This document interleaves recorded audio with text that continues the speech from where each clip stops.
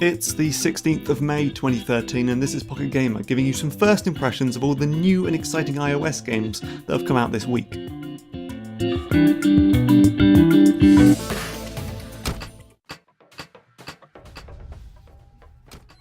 With a complete disregard for the definition of the word sequel, Miniclip has launched a game called Gravity Guy 2, which has almost nothing to do with Gravity Guy 1. In the first game, you tap the screen to flip gravity and bounce from the floor to the ceiling and back again.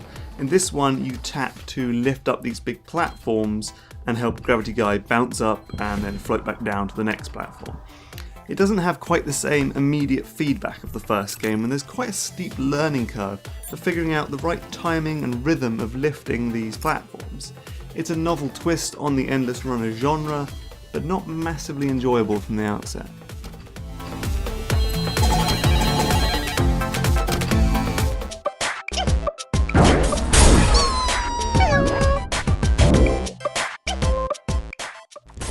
Radian Games is best known for apps like Inferno Plus and Super Crossfire. You know the drill. Twin stick shooters, vector graphics, fancy particle effects. It's a little surprising then to see the developer come out with Bombcats, a free-to-play, cute, cuddly, cartoony physics puzzler that looks more like iBlast Moki or Angry Birds than Geometry Wars. But the idea is quite clever and new. When you fire this cat like a slingshot, its tail becomes a fizzing fuse and you've got to finish the stage before Kitty goes boom. It's good fun, there are different cats to try, loads of levels to play, lots of content in this game, but as ever with a Chilingo game, it is packed to the eyeballs with hundreds of different in-app purchases.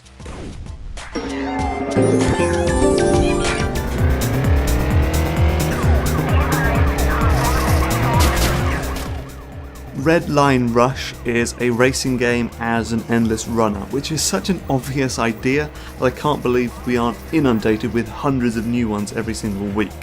Anyway, this one takes on the guise of races like Burnout and Need for Speed, so you'll avoid traffic and take down coppers in car chases throughout this city. All you have to do is swerve left and right, really. It's got loads of stuff to unlock or buy, including a garage full of fancy cars. The handling is okay, and generally the game's pretty fun, but in the end it turns out that swapping a dude for a car doesn't really stop it from feeling like yet another endless runner.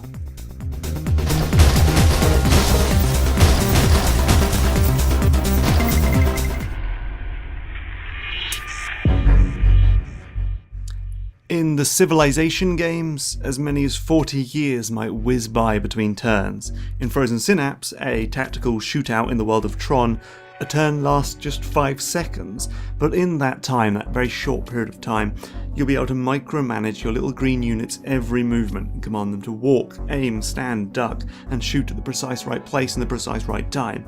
It's enormously overwhelming and I've got no hope of giving it a proper go in 20 minutes. The screen is filled with things to tap on, the tutorial is massively long. Our reviewer says it's a very good port of an excellent strategy game, so I'd listen to them instead of me. I've got no idea what I'm talking about, but it does sound quite good.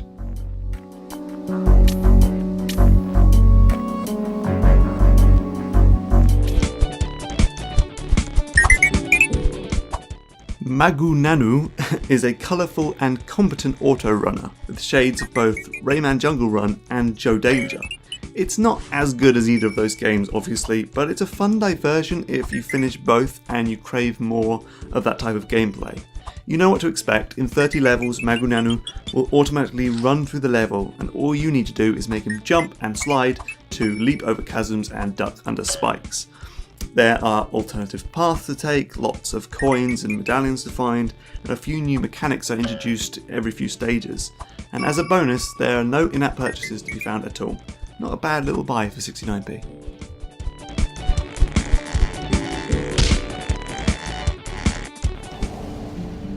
Huh? Was that? Welcome back, Sleepyhead. Just in time, Ace. We're here. Jacob Jones borrows its formula from Professor Layton, or Puzzle Agent if you're an App Store faithful, which means you'll get some story and some exploration sandwiched by a range of puzzles you might see on the back of a cereal box.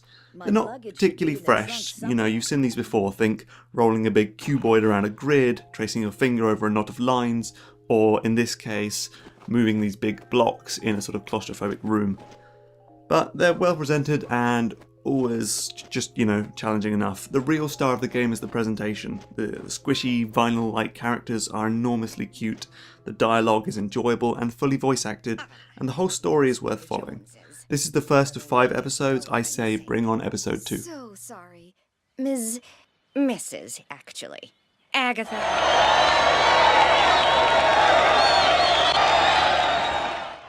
Fast and Furious 6 is pretty much CSR racing. You know, it's a drag racer where you have to launch your car and shift into gear at just the right times to get maximum speed and best your rival. CSR racing then. It's got some new ideas, of course. There are sections where you drift around bends and, well, that might be about it.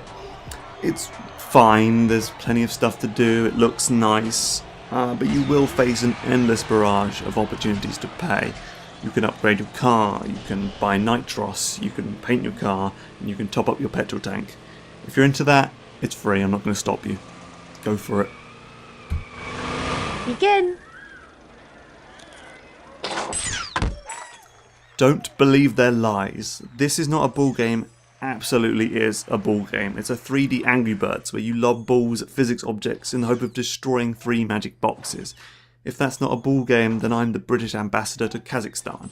It's apparently inspired by absurdism and the Art Nouveau movement, which is all well and good, but in reality it's about throwing things at things in the hope that they will break. Great.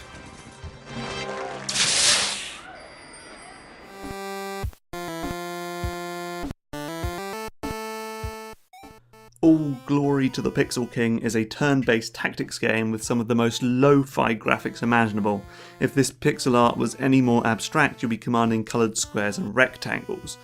The idea is to buy an army of troops, including soldiers, archers and battering rams, and then use them to break into an enemy's castle and kill their king before they do the same to your monarch.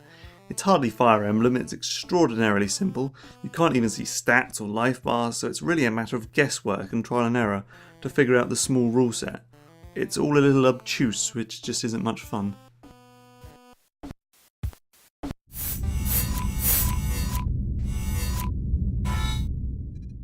Star Trek Rivals is an asynchronous multiplayer card battler that has been cobbled together just in time for the movie. The idea is staggeringly simple. You plop down cards featuring photos of actors and props from the flick, which have numbers on each of their 4 sides. If you place a big number next to a small number, you take over your opponent's cards. It's about as deep and tactical as Connect 4, which isn't necessarily a bad thing. Connect 4 is fun. But then you realise you can buy cards with much bigger numbers and everything falls apart. In this game, fortune favours the rich.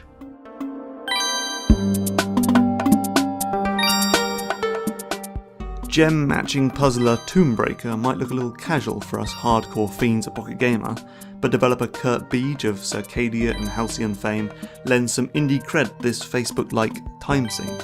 The idea is relatively fresh. Instead of matching adjacent gems, you simply need to run your finger across like-coloured gems that are on the same row or column. Get a string of gems and you get a hefty score. It's got the usual tropes, boosts, Facebook support, in-app purchases and cartoon visuals. Nothing super, but generally a nice effort and a welcome change from the likes of Candy Crush Saga.